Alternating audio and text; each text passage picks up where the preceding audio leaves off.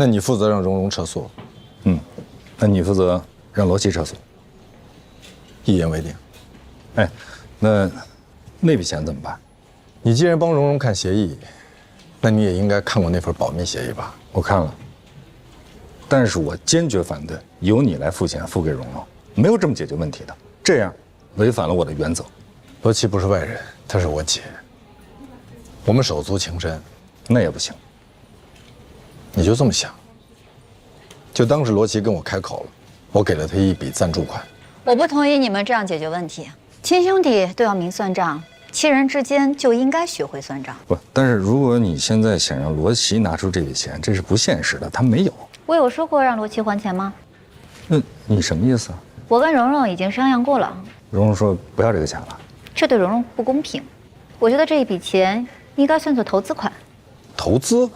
如果房子将来卖了的话，后增值部分应该按照投资比例，季玉和蓉蓉都有份。那如果这房子不卖，他们一直都住在里边呢？如果不卖的话，那就算作蓉蓉和季玉给小安的抚养费。那等小安长大了以后，也有义务赡养他的亲爹和他的后妈。有问题吗？我没问题。我也没问题。我去打印新的合同，你们俩各自说服各自那边的。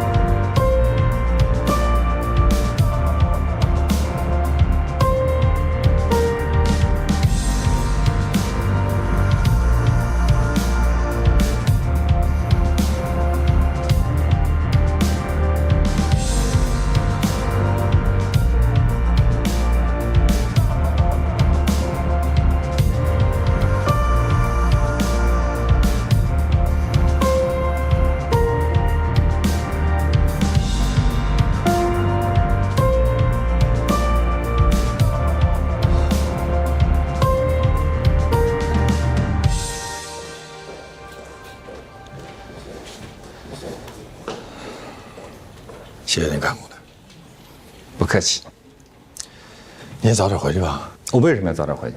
你父亲刚刚过世，所以我要化悲痛为力量。如果有什么需要我帮助的话，我会跟你说的。那你父亲的追悼会，我父亲不希望别人打搅他。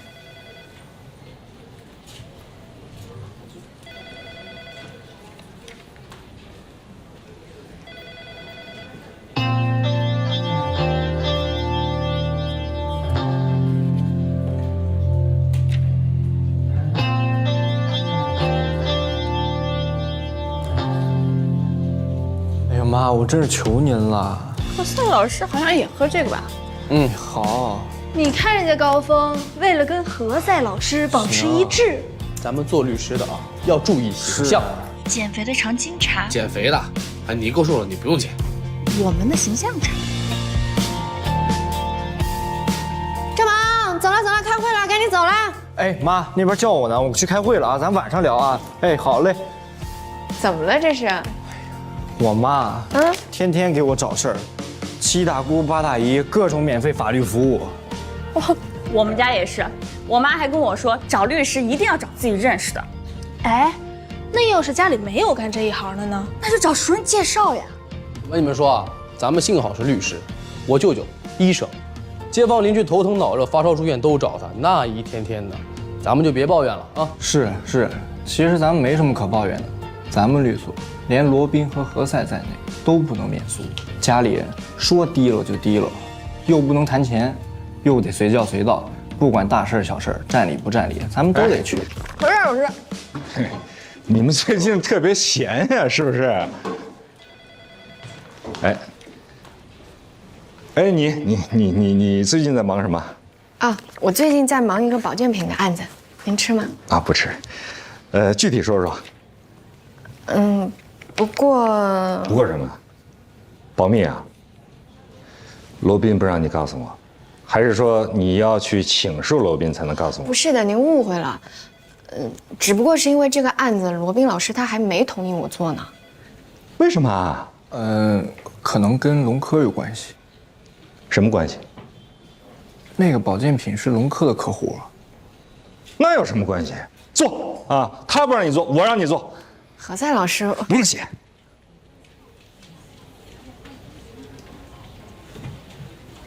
那个是我。我指天发誓，我真没有这个主观意思。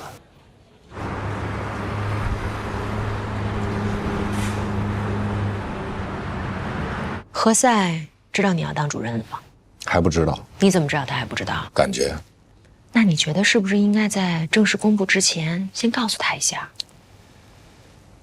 主要是他父亲刚刚过世，我想缓一缓。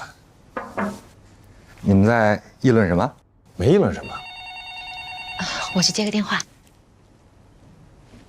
你有什么事儿吗？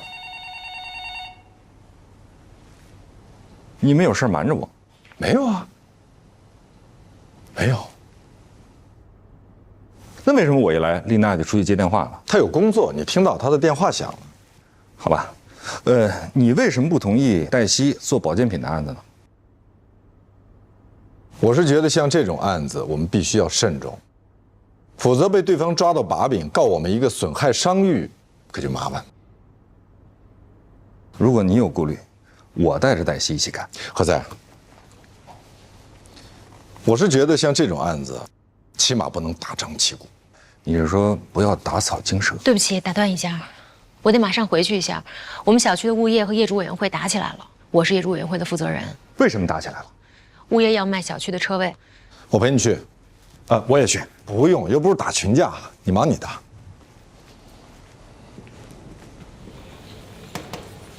黛西，那个，我想跟你说个事儿啊。怎么了？你那个保健品的案子，我有可能帮得上忙，因为我有个医生朋友跟我关系特别好，他早就跟我说过，这东西全是骗人的。那你能不能带我去见见你那医生朋友？当然可以啊，就是你看能不能让我跟你一起做这个案子？我当然欢迎了。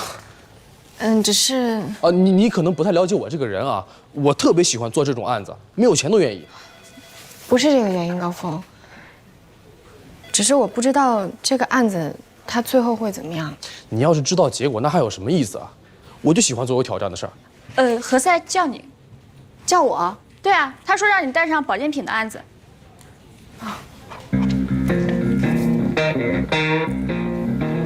谢谢你。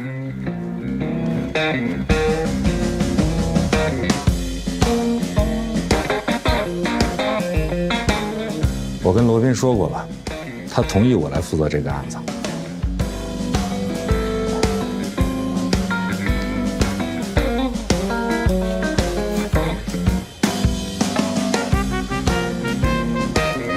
跟我说说，到什么程度了？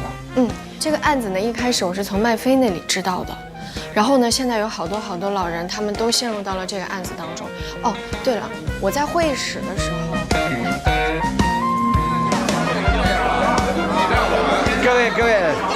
各位，听我说，不要太激动，今天事情一定会圆满解决的。怎么解决圆满呀？我们请来了京城著名的物权法律师，我给大家隆重介绍一下，这位是朱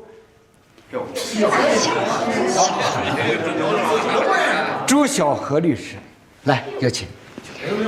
大家别着急，听我好好说一说哈，我们把道理讲清楚。你们华景小区的建设用地使用权是由华景公司出资取得的，华景公司是土地使用权人。根据物权法第142条的规定，华景小区建筑区划内规划的地上停车位应当归华景公司所有。激动没有用，吵吵也没有用，以法律为准绳。我有一点不太明白，你们凭什么要让业主购买停车位，否则就不允许大家停在这儿呢？是这样，根据物业管理条例的规定，建设单位依法取得车位车库的权属登记后，可以向业主出售车位车库。对，我们这是有法可依的呀。那么，请问你们这个车位车库的权属登记是否取得了呢？我可以这样回答您：当年我们这个小区是验收合格的，而且你们现在享受的绿化面积是超出了原有规划的绿化面积，你们占了很多便宜。开发商建设小区，验收合格是你们开发商应尽的义务。而且，绿化面积超过规划绿化面积，这跟停车位的归属权也没有任何必然联系。在小区前期开发的时候，我们是交了土地出让金的，这块地都是我们的。你们支付了土地出让金，成为建设使用权人，但是随着房屋的出售，这个土地使用权也应该随之转移，所以土地共有部分的使用权应该归业主共有。对，应该就归我。请问您是业主吗？我不是。你不是业主，那你跟这起什么哄啊？我们这业主和物业之间的沟通，来，保安，他是我们请来的律师，他代表我们业主委员会。没错，我是你们业委会主任丽娜小姐请来的律师啊。你说这后着。而且我已经了解过了，你们这个停车位不能登记，所以你们也不能出售。是这样，今天我们谈不拢的话，就只好走诉讼程序了。我想说的是，我们都是法律人，你应该清楚，如果走诉讼程序，你的客户除了浪费一大笔律师费之外，你们什么好处都得不到。走诉讼程序是我们的权利，当然，但是我觉得我有必要提醒你，你要提醒你的客户，有的诉讼完全就是浪费司法资源。好，没错，就你们这律师啊，在这地方讲道理都讲不通，那到了法庭啊，更没戏了。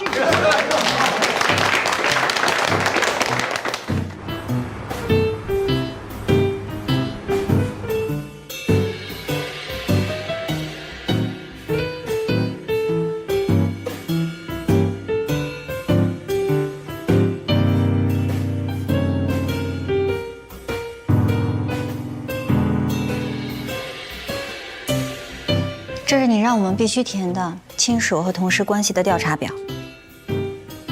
谢谢。你是不打算看，还是想等我走了以后你再看呢？我后来跟行政说了，这个表不作为硬性规定。那你不看，我拿走。不。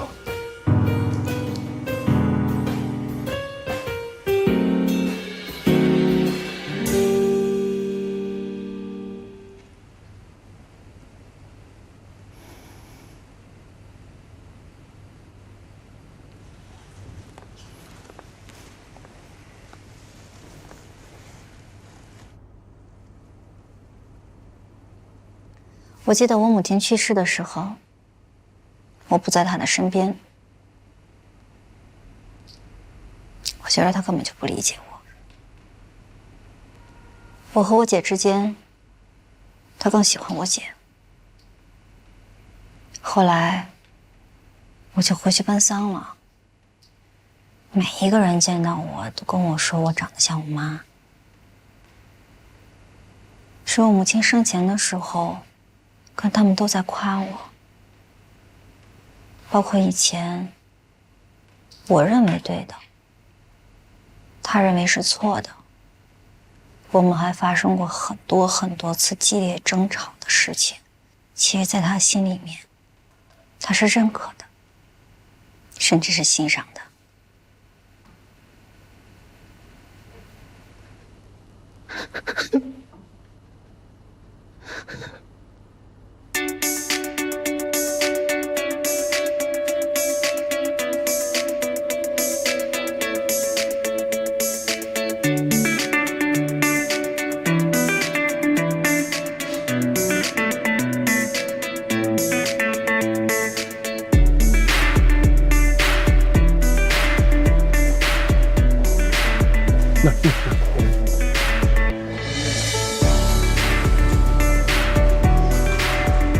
关系。丁医生，我同事戴鑫。您好，丁医生，给您添麻烦了。不麻烦，终于有人来问这个事情了。很多患者家属都跟我投诉了，有花钱的，有被坑的，花了很多钱根本就不治病。你看，这么多都在这儿呢。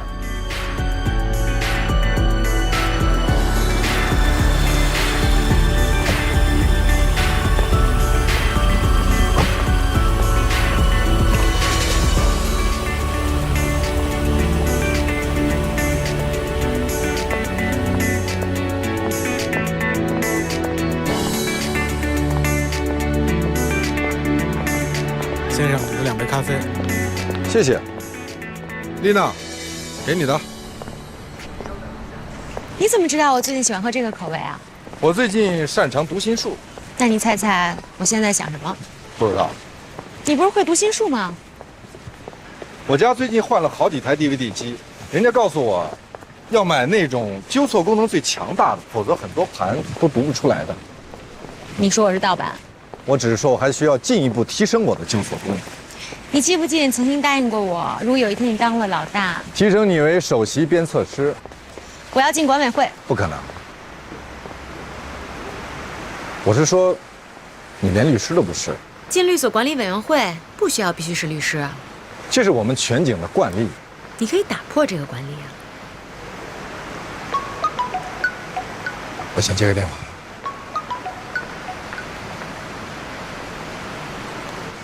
哟，你们一起来上班啊？我们俩在楼下碰到的。好巧，你们都喝咖啡因照应，口味一致。所以，你可以跟罗宾一起来上班吗？什么意思啊？我的秘书一般都要比我早到半小时。平时我也是早到的。那看来今天是个例外啊。今天是国际翻脸日，找翻脸直说啊。您贵姓？怎么称呼？杨帆。稍等，我登记一下。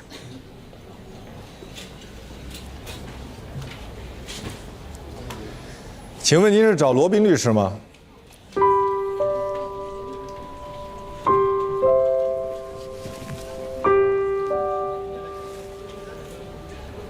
请吧。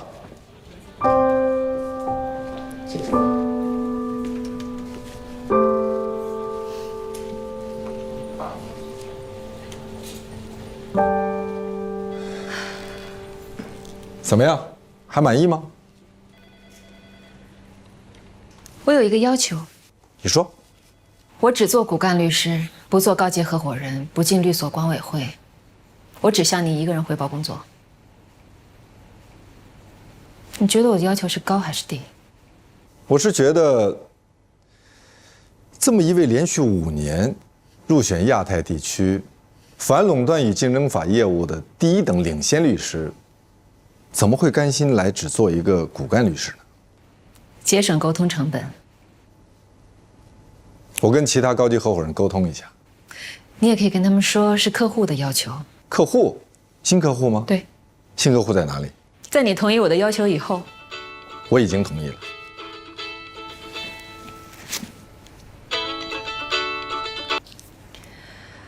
喂。好的，您到了打我电话。新客户一会儿就到。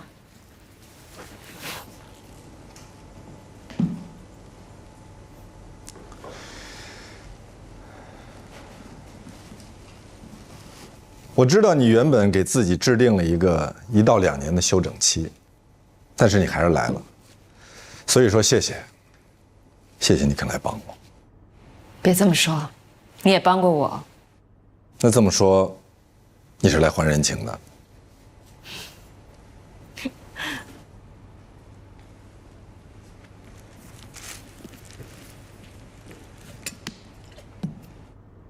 既然杨帆这么优秀，他为什么甘愿到我们律所来，只当一个骨干律师？人各有志，他不喜欢管别人，但也不喜欢被别人管。你是说他是一个独行侠喽？很多律所都在挖他，但他都拒绝了，因为他只愿意在他服的人手下工作。答对了。这边。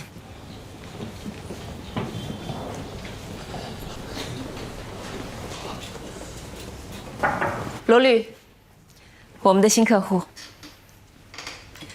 罗大律师，你们认识？罗大律师谁不认识啊？曾经获得3所世界上著名法学院的学位，本科、硕士、博士，而且担任多家国际跨国企业的法律总监，多次荣获 ALB 法律总顾问荣誉。现在是全景律师事务所首席律师、高级合伙人。于总，您是对我们罗宾律师做过背景调查吗？那不敢，不敢。请坐。再次介绍一下，我姓于，多余的余。请坐。于总，我希望你能够清楚，你们小区的车位的确是不能出售和售卖的。你说小区这么多车，你总不能让它乱停乱放吧？我们要管理，管理就得有人，有人你得给人发工资。我看过你们的合同，根据合同，你们小区的车位的确是不能出售和售卖的，但是这并不意味着它不可以收取停车费和管理费，这法律上是允许的。哦，哎，你看，我就说，解铃必须还得系铃人。您不用有所顾虑的。没有顾虑，不是顾虑。那您那天为什么来律所跟我们投诉说您的父亲被保健品坑害了？对不起啊，主要是我们又不想多事儿，哎，你就当我没说话。不是，您能告诉我您到底在担心什么吗？哎呦，有钱难买我愿意。你说我父亲他乐意，他喜欢，他那么大岁数了，那由着他好了，对吧？什么叫孝顺？孝就是无为，顺就是顺从，所以孝顺的意思就是不要违背老人家的意愿，顺从他的心意。您的意思我听明白了，也就是说，您明知道他受骗上当了，但是只要他愿意，您就无所谓，您就看着他被人骗、被人坑，是吧？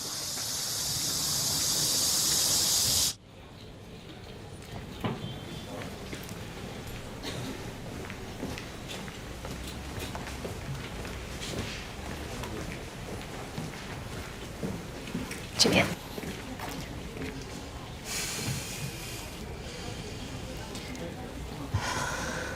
谢谢罗大律师，谢谢。刘峰，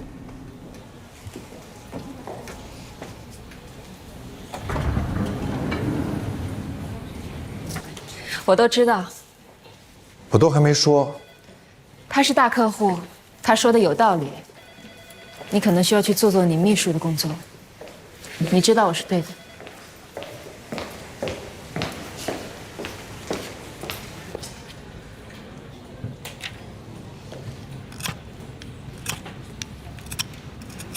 看到黛西了吗？没看见。那麻烦你削完铅笔之后，到我办公室来一趟。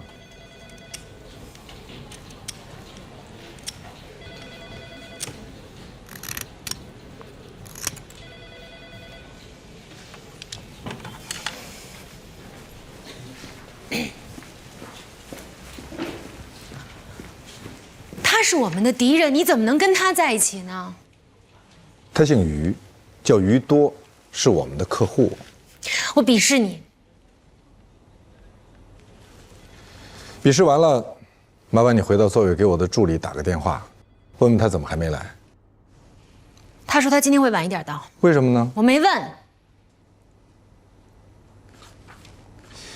琳娜，我知道你生气了，知道你不开心，但是你看到了我这么多工作，我真的没有时间安慰你。不然你去多削2根铅笔。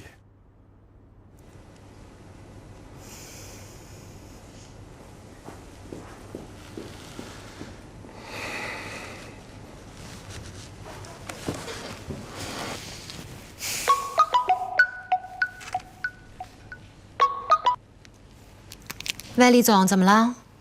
你看一下微信业主群。好，我马上看。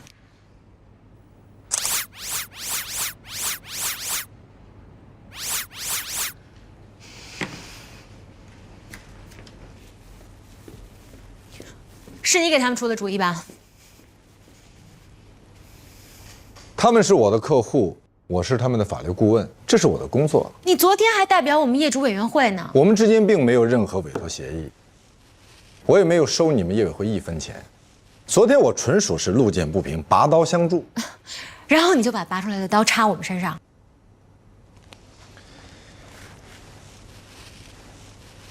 你冷静地想一下，其实我还是帮到了你们，至少让你们不必被强迫花几十万去购买车位。可是他们现在让我们交停车费、交管理费，这很公平啊。是不是谁给你钱多你就替谁说话？也不尽然。我们业委会准备起诉，我们准备聘用你，你要多少钱？丽娜，你应该知道这不是钱的问题，这是利益冲突。你也应该明白，我不可能代表你们做你们的诉讼律师。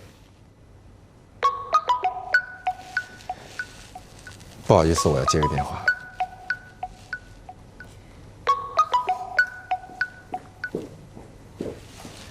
喂，廖主任，我方便，什么事儿您说。我们最好见一面吧，不要在律所。好，没问题，那一会儿见。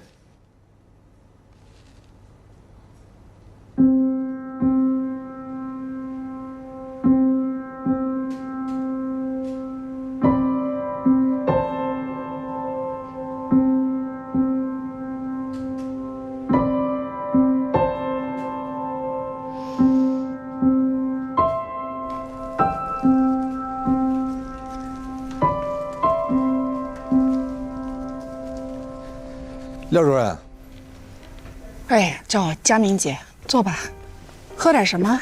你好，想来点什么？给我一杯柠檬水，谢谢。好的，稍等。陶月什么病？我也不是很清楚。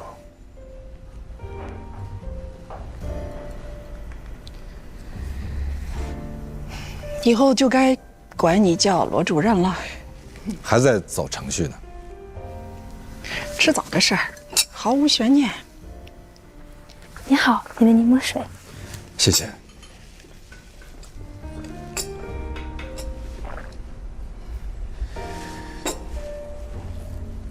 齐家俱乐部的事儿，冯主任跟我说了。哎，如果谈工作，在办公室就行了。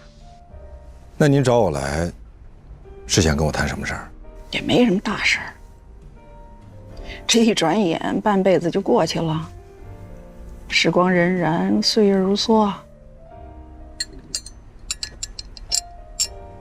我认识非常好的医生，还有非常顶尖的中医。如果陶月需要，你告诉我。好的，我告诉冯主任。你就跟他说是你的朋友，你认识就好。佳敏姐，这件事儿，你是不是特别想说？遗憾吧，居然风云要走都没告诉你。不是。您知道冯主任很低调，所以这件事情您千万不要放在心上。我还真是有点放在心上了。你应该比我更了解他。他其实真的非常非常重视你的感受。平常，他从来不干涉我任何事情，但是齐家的事儿，他专门给我打电话嘱咐。那如果那天我知道他是来跟你交班的，我不会告你的状。那您现在的想法是？咱们公事公办，不要让工作影响我们的关系。谢谢您。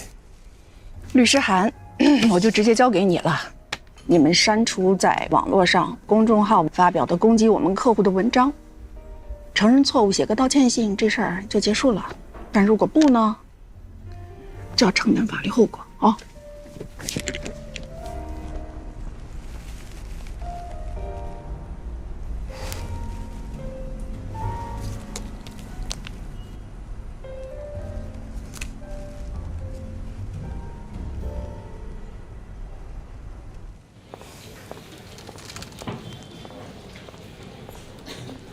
你到办公室来一下。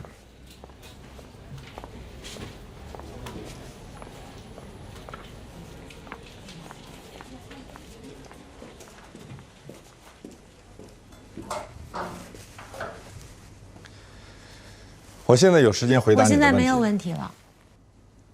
你刚刚指责我说谁给我钱多，我就为谁工作。你是律师，拿人钱财替人消灾，天经地义。我不应该要求你当圣母，是我的错。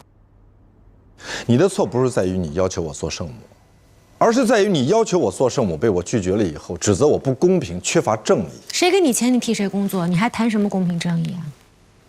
当然要谈公平正义。你们把车停在人家小区，小区是不是要管理？管理是不是要收钱？如果说任由你们随便停，1分钱也不出，那么这对物业公平吗？物业也是要给员工发薪水、发工资的。如果发不出薪水，物业垮了，你们业主的生活品质也会下降。难道说这就是你们要的公平正义吗？你昨天怎么不说？昨天我还不是他们的法律顾问。你出卖了我们？并没有。我现在可以说服我的客户，和你们业主委员会达成一个合理的管理费收取协议。我就是我们业委会主任，你们客户打算收我们多少钱管理费啊？你放心，按照物业法规，我会让物业出一个初步方案，会很合理的。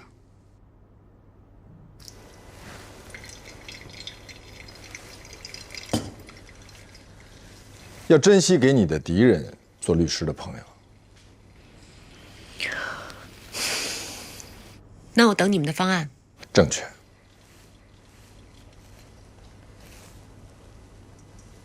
还有什么事儿吗？廖佳敏之所以找你，是因为他已经知道你当老大了。你告诉他的？他问我，我想他早晚也得知道，我就没有瞒他。你什么时候告诉他的？就在你和杨帆跟我们那物业的于多打得火热的时候。那你为什么不提前告诉我呢？我还没来得及告诉你，你就已经跟于多站在同一条战线上。所以你就拿我当敌人。丽娜，你知道吗？你这样做真的太不职业了。你是我的秘书，你怎么可以这么做呢？我们曾经说好了，你答应过我，如果有一天你当老大，你就提拔我。你记住，我走马上任那天，我一定会专门为你设立一个职位，首席编词师。我不能一辈子坐在你办公室门口。这件事情我还需要跟何塞以及其他的合伙人商量。你打算什么时候跟他们说？你总得给我点时间吧。何塞还不知道你现在已经是全景的实际控制人了吧？我不知道，他知道不知道？他肯定不知道。他如果知道的话，肯定会冲到你面前跟你发一通无名火。他没那么幼稚。反正我还是觉得你应该亲口告诉他，如果他从别人那儿得知这件事的话，他会觉得你没有把他当朋友。可是我怎么跟他说呢？主动走进他的办公室跟他说：“嗨，何塞，你知道吗？我现在已经是主任了，以后你要听我的，你归我管。”随便你。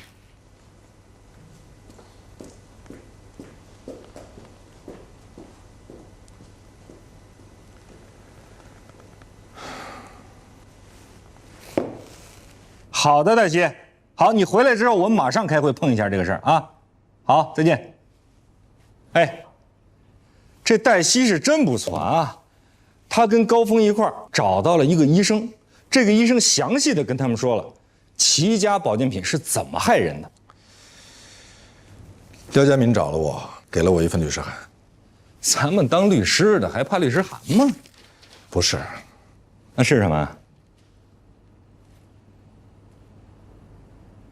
怎么了？你怎么说话吞吞吐吐的？不是，如果说你有什么事儿，你不相信我，那你就可以不跟我说，好不好？封印要我到此为止。谁都知道，封印跟你说什么那都是说说而已。是这样，我们都知道，封印当初跟廖佳敏到底是因为什么分开的？利益冲突啊。封印和廖佳敏两个人分别接受了一个客户，而这两个客户之间是势不两立的。封印让廖佳敏放弃，廖佳敏让封印放弃，最后封印行使了自己的主任权利。廖佳敏一怒之下带着自己的客户离开律所。这个客户就是齐家。当时的齐家还处在起步阶段，还不叫齐家，叫齐健，一起健康的意思。总之，封印从来没有因为一件自己的事儿求过我，这是唯一的一件。他怎么求的你啊？他没有用恳求我的语气，他只是说到此为止。当时廖家敏跟他在一起，他只能这么说。有你在，封印一定会同意的，只要你去跟他据理力争。可是我不想这么做，那我就跟他据理力争。你去还不如我去。那你还坐在这儿干什么？你赶紧去呀！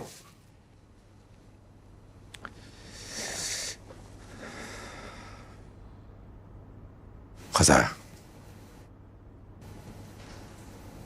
有件事我一直想跟你说。什么事儿啊？前段时间你父亲突然过世，有些突然。我想你的心情应该非常沉重，所以我想，你要不要回家休息一段时间，等休息好了再回来上班？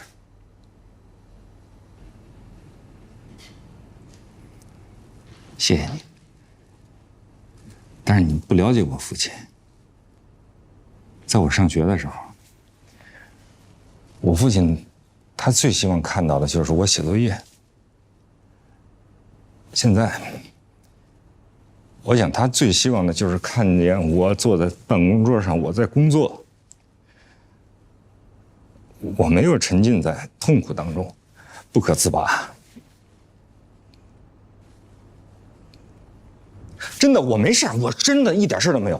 封印在不在？他要在的话，咱俩一块儿去找他说去。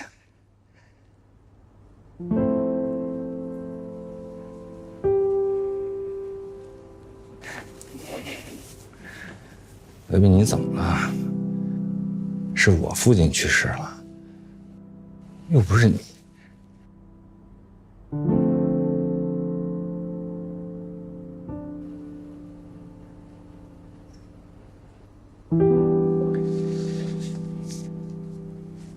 何塞，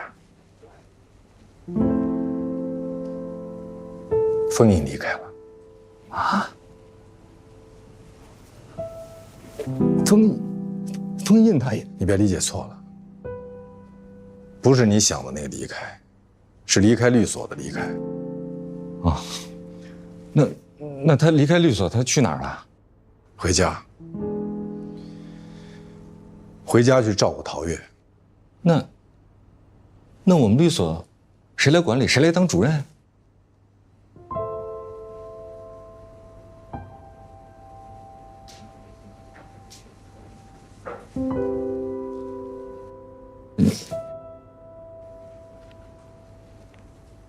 你有什么意见吗？